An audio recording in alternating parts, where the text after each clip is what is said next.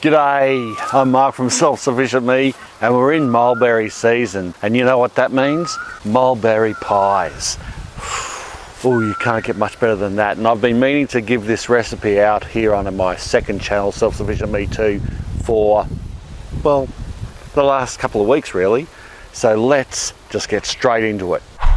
Sometimes you do have to compete with the birds when you're in the mulberry game, but a big tree like this, and we've got three, this is the biggest out of the three, one white one that's still fairly young, and another larger one up near the shed. When you've got big trees, you always get plenty of mulberries, even if the birds do have an eye on them and start to come in when you're not around. I didn't make this recipe, Nina made it. She doesn't muck around when she cooks. This mulberry pie should be one of the dead set easiest things you can do. And the thing is, I really do want to emphasize growing your own mulberries. It's easy to do. They're a very hardy tree.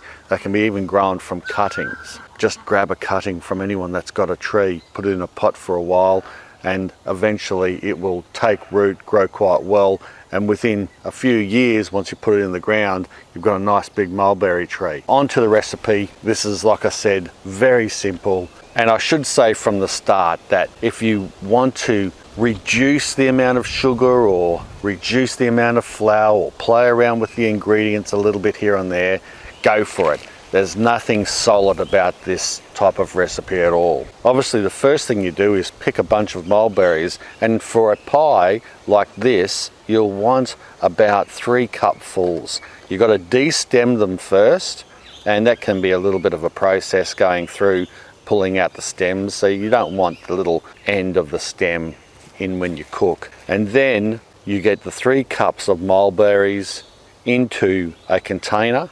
Add to those 3 cups of mulberries 1.5 cups of caster sugar. Like I said, you can add less sugar if you want. Also add 1/2 cup of plain flour. Now you can trial if you like a little bit less flour than that too, or a little bit more depending on how watery those mulberries or those berries might be. And then to get that mixture going, you want a dash of milk, probably about 1/2 cup all up. You'd probably add 1/4 cup of milk to start off with, and then you mash that in and you mix that mixture up until it's all combined. You don't have to over combine it or crush it to bits. Nina really does a quick job at just mixing it in, and if it's too dry, obviously add a little bit of extra milk to just get that consistency going, so it is a runny type consistency like a cake mix.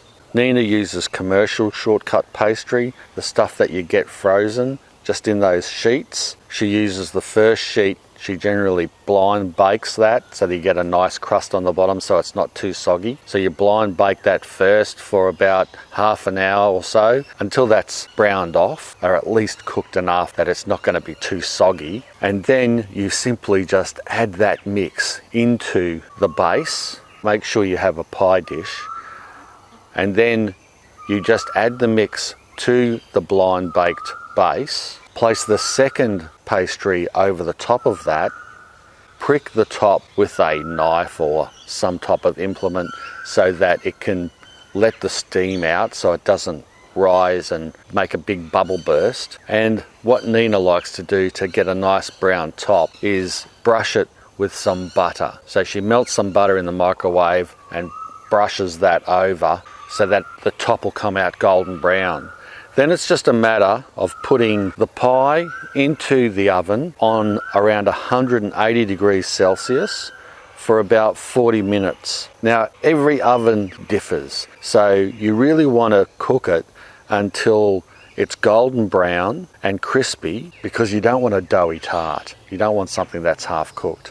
You want the mixture in the middle to be nice and hot. And how you measure that, you could maybe put in a cooking thermometer, or you just put a skewer in and find out that the mix in the middle has been properly cooked through. If it hasn't been properly cooked through and it's still lukewarm or cold in the middle after that 40 minutes, well then what you should do is cover the top with some alfoil and then bake it on for another 10 minutes or so.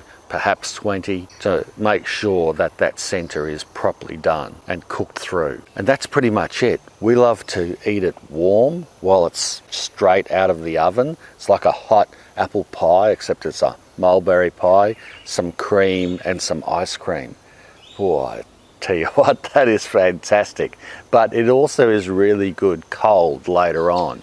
And the boys and I and Nina have been eating that tart over several days, just little pieces of it with a little bit of cream, cold out of the fridge.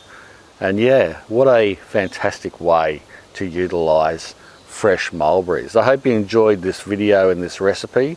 I know my recipes aren't really detailed, they're kind of ad-lib, and that's the way I want to do it.